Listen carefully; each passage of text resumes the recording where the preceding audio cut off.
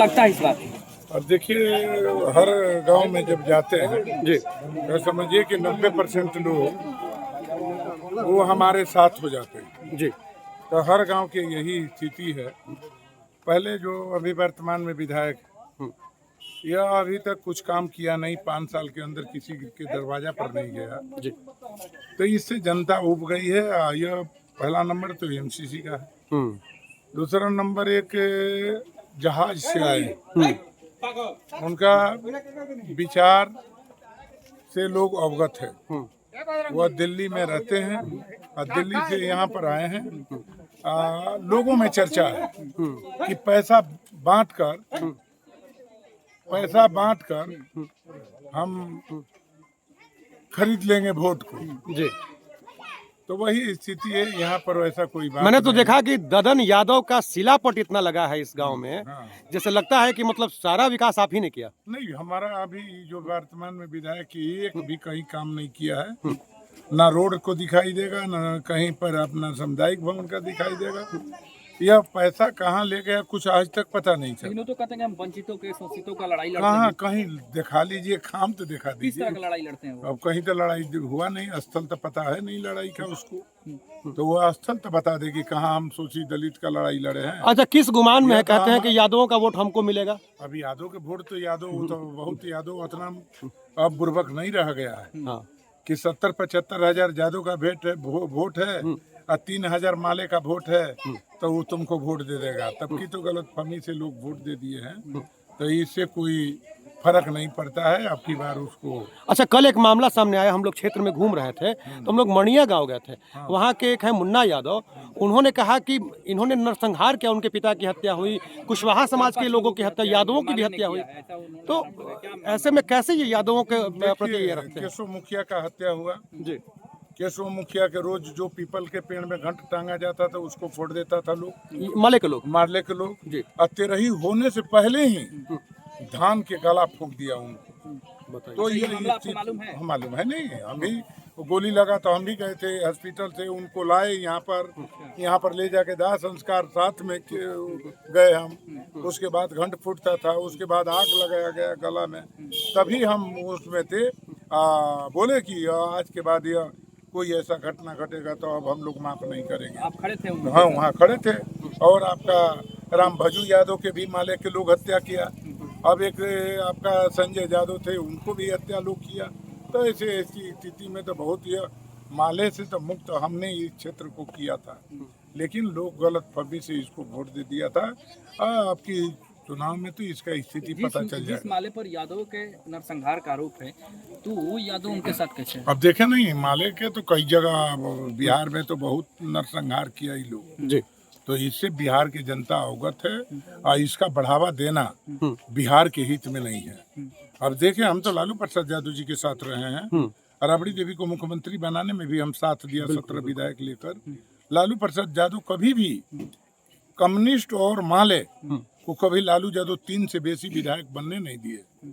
मगर अभी तो करीब 12 विधायक हो गया, 2 एमपी हो गया।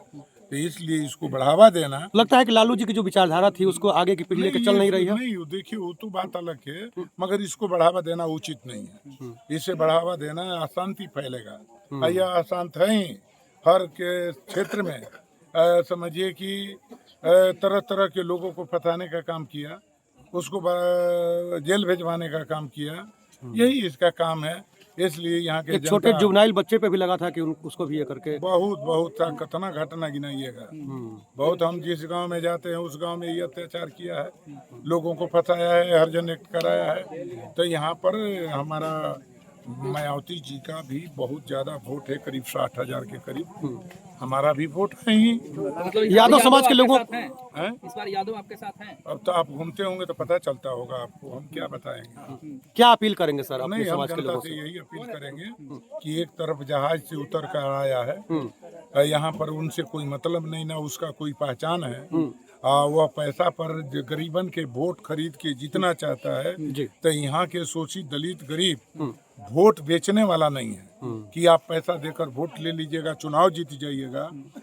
अछूत के भावना से देखिएगा, यह यहाँ के लोग बर्दाश्त नहीं करेंगे। बहुत एक बार फिर सफाया करेंगे माले का? एकदम माले सफाया हो जाएगा। सब लोग जो जितना उम्मीदवार है सबकी यहाँ से अब की हालत खराब हो गया है। लेकिन आपने कहा कि आप यादव पर जब यहाँ पर माले ने अत्याचार किया तो ददन पहलवान वहाँ पर साथ में खड़े थे। हर जगह जहाँ जरूरत पड़ा है हमने साथ दिया। फिर यादव समाज यहाँ पर कैसे चला गया? यादव चल गया कि हमारा परिवार के ही मुख्यमंत्री के चर्चा में आ गया कि तेजस्वी मुख्यमंत्री बनेंगे, तेजस्वी मुख्यमंत्री बनेंगे। गुमराह करने वाला हर गांव में लोग आ गया।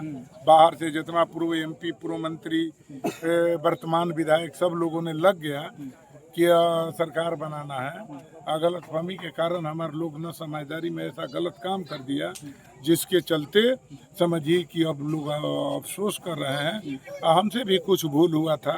हम भी मान लीजिए कि नीतीश कुमार के पार्टी से कुछ दिन हो गए थे, इस कारण से हम थोड़ा पब्लिक में लगाव कम कर दिए थे।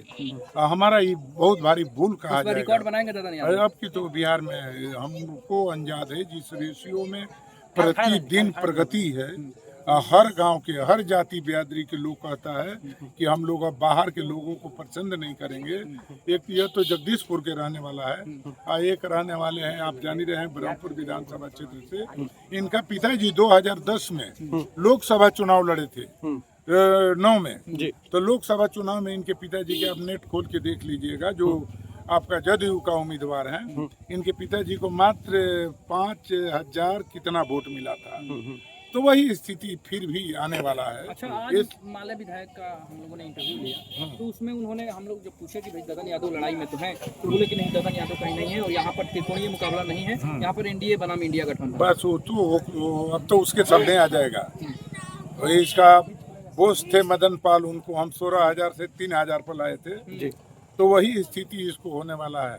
लड़ाई तो समझिए कि कोई नहीं है हमारा। लड़ाई तो इससे भी ये तो इसका तो भगवान का जमानत भी नहीं बच सकता है। हाथी माले को कुचलेगी इस बार? हाथी के वोट है ना, हाथी के करीब करीब पर्सनल उनका पोल वोट 30,000 है।